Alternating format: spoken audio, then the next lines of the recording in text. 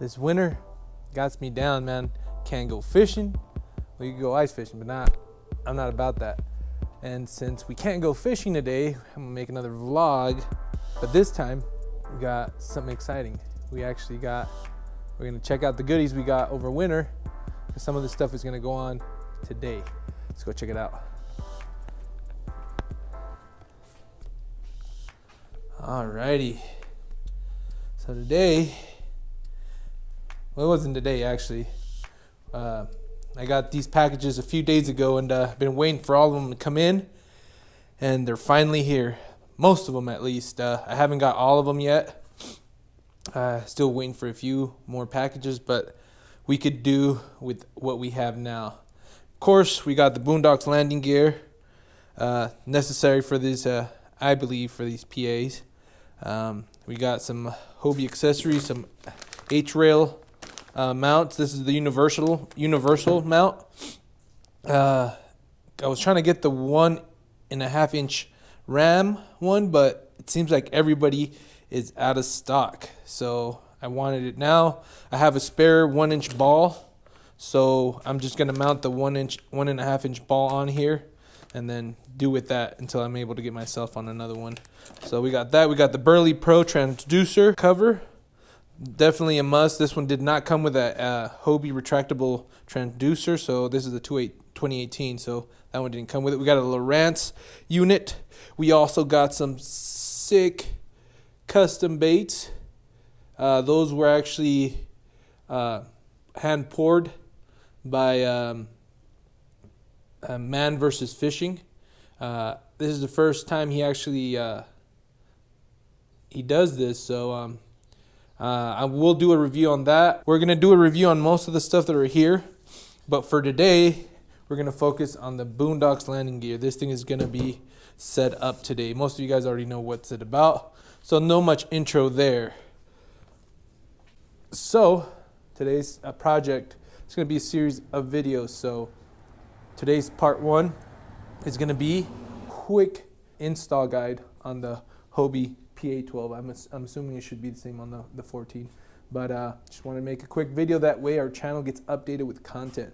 All right guys, so let's get to it.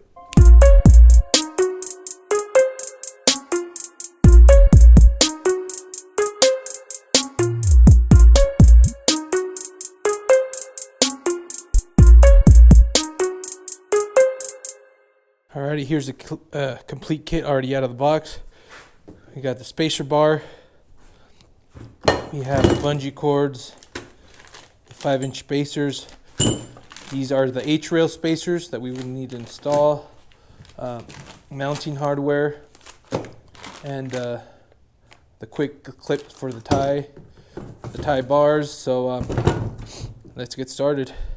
So most people usually install their bars right here, and this goes right here in the middle. So that's what I'm gonna do. That's what I've seen most people do. So first things first, we're gonna loosen up the H-rail bolts that are held down right here, these two. And I think if you do the front as well, give it a little bit more play. But the reason why we're doing this is because obviously this don't fit in here, so we need those spacers to give this plate some clearance in order to go in here. So let's go ahead and take those off. This one right here is actually a Phillips, so we're going to use a Phillips for that. The one in the back was an Allen head, so we're going to use a Phillips screwdriver for that one.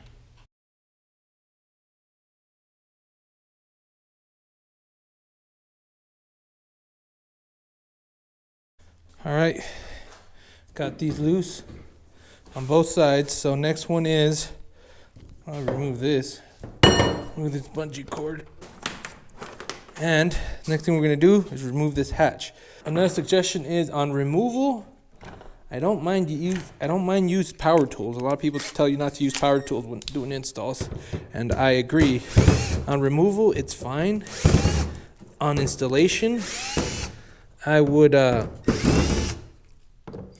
do hand tools on installation, because a lot of this stuff is really sensitive and you don't want to over tighten and strip stuff. So definitely use hand tools on reinstall. power tools, I believe, are okay on removals of bolts and stuff. So that comes off. Get this crossbar and mounts set up. All right, so the way I'm lining this up is trying to line up the crossbar with the holes straight line, so that kind of give you a guideline to make sure it's straight. So that looks about straight. Now what we're gonna do is make sure that the crossbar has made it to both holes. I'm gonna show you. See right there, the crossbar is no longer there, so we're gonna have to push it up until you see orange on both holes.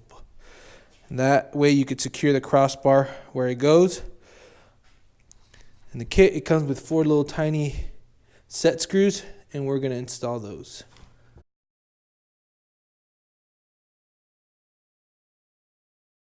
Just set those hand tight in case we needed making adjustments. All right, so now this is set. So what we want to do is make sure we double check all our holes, make sure everything aligns well. Right there, looks like we're gonna be good. And right there looks good as well. All right, couldn't find a pencil, so mechanical pencil will do. So what I'm gonna do here is actually do an outline of where the hole should go on both sides. So what we're gonna do is try and center this where we know is gonna be on right in the middle of our hole and within those marks. So we make sure that one goes right there. And what I'm gonna do there is just gonna hold it in place and mark it with a Sharpie or a marker this time. That's where I'm gonna drill my holes. So that's right about in the center, and my markings are there. So mark one side, mark the other side. There they are. As you can see, they're both in the center. So they're both within the marking, so that's where we're going to drill our holes. All right, to make the holes, since we loosened that and remove that screw, all you got to do is voila, and you got your hole reveal. And then again, just make sure your backing plate, it's somewhere where it will fit. Mark your holes, double check they're within the bracket, and drill a hole. The hardware is 5/16. Remember, always double check your measurements, and because this is a hole. Once you make a hole, you can't cover it up, man. So let's hope we got these holes right. Oh, that's scary. All right, let's check our backing plate. Looks like the holes are where I want them to be. Whew. All right, let's do the other side.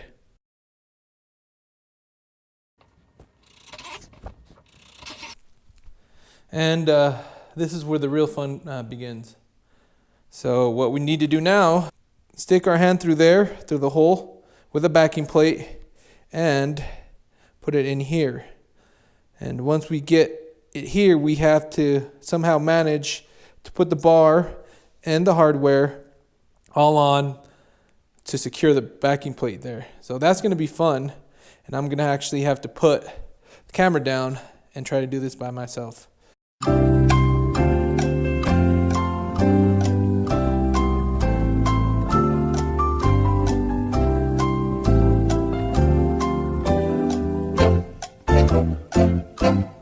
So I wasn't able to do the install by myself. We're going to bring in the Hobie inside. She's going to help me. No, she's not going to help me. My wife is actually going to end up helping me with the install, because doing this by yourself is definitely not going to work out. So we're about to pull in the yak, and hopefully with the help of my wife, we can get the final, well, not the final, but the hardest part of the install done. All right.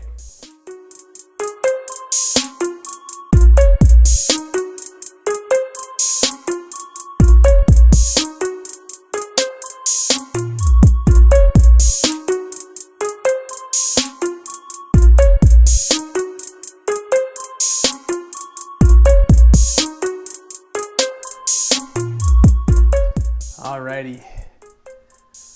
What a struggle. Literally, what a struggle to put this on. Seriously, between me and my wife, we took forever to get the landing gear installed. This thing got installed finally, and it took forever. It took so long that I didn't even realize my GoPro stopped recording. So the footage you guys saw was the last of it, and I was frustrated. I was actually pretty frustrated with this install. And I ended up not recording the whole procedure on this. That's how mad I was. But give you a quick walk around of the finishing steps. Obviously I got the bolt on there. It was pretty hard with the 5-inch spacers, but I want to say, because I was able to get it up there with my, like, literally my fingertip. Like, I was barely able to get it, but it would drop.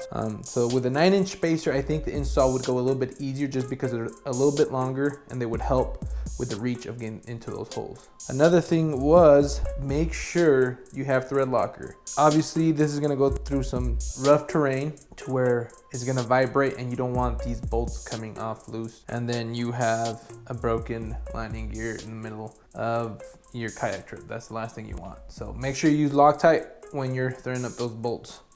This is where the spacers were added. The 2-inch spacers goes in between here. Then you use the provided longer bolts here. You might want someone to help you out with this. Try to have someone push it forward while you try to line up the hole with the bottom, because obviously this lifts up and then the holes don't align that great. So tighten everything down, put back your hatch, reinstall it, and put back your foam pieces. Yes, there are foam pieces. There are foam pieces wedged between here and here. So all in all, it's done.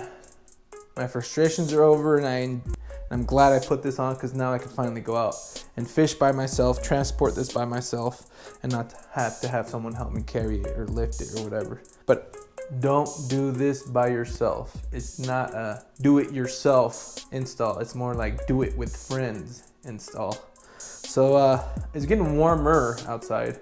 We're in the 50s now. Some of the lakes are still frozen. I'm waiting for those to melt. That way, once I get open water, we're gonna go and test this bad boy out. Again, we have more items to review, more items to install.